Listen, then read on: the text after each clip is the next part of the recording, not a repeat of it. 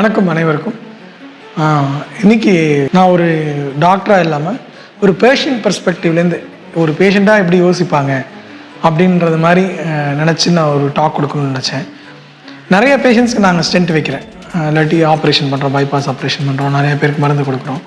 So இந்த stent வைக்கிற patient பல பேரோட மனநிலை எப்படி இருக்குது அப்படின்னா, நான் நல்லா இருந்தேன், டாக்டர்கிட்ட வந்தேன், இன்றைக்கி நிறைய மருந்து எழுதிட்டாங்க, ஒரு நாளைக்கு மருந்து வாங்குறதோட மாத காசே ரொம்ப அதிகமாக இருக்குது, இந்த மருந்துகள்லாம் அவசியம்தானா, உண்மையாகவே நான் இவ்வளோ மருந்து சாப்பிட்ணுமா, போன மாதம் வரைக்கும் நான் நல்லா தானே இருந்தேன், மருந்தே சாப்பிடாம தானே இருந்தேன், இது தேவைதானா அப்படின்னு ஒரு கொஸ்டின் யாராக இருந்தாலும் வரும். நான் டாக்டர் அதனால் எனக்கு இல்லை, பட் இல்லைன்னா ஒரு பேஷண்ட்டோட மனநிலையிலேருந்து யோசிக்கும் போது எனக்கே இந்த கேள்வி அடிக்கடி தோணும். ஸோ அப்போ நான் எப்போது என்ன நினைப்பேன் அப்படின்னா, ஒவ்வொரு பேஷண்ட்டும் நம்ம ஏன் இந்த மருந்து சாப்பிட்றோம், எதுக்காக நமக்கு இந்த மருந்து கொடுத்துருக்காங்க அப்படின்றத புரிஞ்சுக்கிட்டா இந்த சந்தேகமோ இந்த தேடலோ இருக்காதுன்னு நான் நினச்சேன். ஸோ இன்றைக்கி நம்மளோட டாபிக் என்னன்னு பார்த்தீங்கன்னா, ஆஞ்சியோபிளாஸ்டிக் அப்புறம் என்னென்ன மருந்து தேவைப்படும், எவ்வளோ நாளைக்கு இந்த மருந்துகள் தேவைப்படுது, இது எடுக்கிறதுனால என்ன பயன்கள் அப்படின்றத பார்க்க போகிறோம். ஓகே, சரி.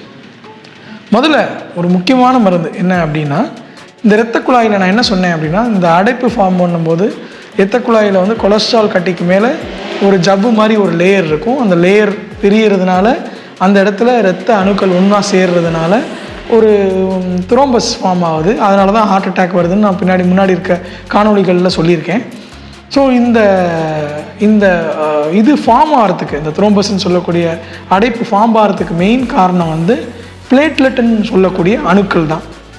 மொதல் ரியாக்ஷன், அந்த தோல் பிரிஞ்சோன்னே அது என்ன நினைக்கிது, இந்த வெசலில் இரத்த குழாயில் லீக் ஆக போகுது அப்படின்னா நம்ம டிஃபென்ஸ் மெக்கானிசத்தை ஆக்டிவேட் பண்ணணும். உடலோட டிஃபென்ஸ் மெக்கானிசம் என்ன அப்படின்னா, ஒரு இடத்துல ரத்தம் லீக் ஆனால் அந்த இடத்துல இருக்க ரத்த லீக்கை செல்கள் பிளேட்லெட் அந்த இடத்துல ஒன்றா சேர்ந்து ஒரு குழு அமைச்சு அந்த இடத்த மூடும். ஸோ தட் ரத்தம் லீக் ஆகாது. ஸோ இப்போ இரத்த குழாய்க்கு உடலுக்கு தெரியல, அது கொலஸ்ட்ரால் கட்டியில் மேலே இருக்க ஜவ்வு பிரிஞ்சிருக்கா அதனாலயா இல்லாட்டி இரத்த குழாயில் விரிவடைஞ்சிருக்கா அப்படின்றது தெரியல. அதனால் என்ன நினைக்கிது, விரிவு விட்டோடனேயே அது நம்ம இப்போ ரத்தம் லீக் ஆக போகுது, அப்போ அதை தடுக்கணும் அப்படின்றதுக்காக அங்கே பிளேட்லெட்ஸ் உட்கார ஆரம்பிச்சிருது.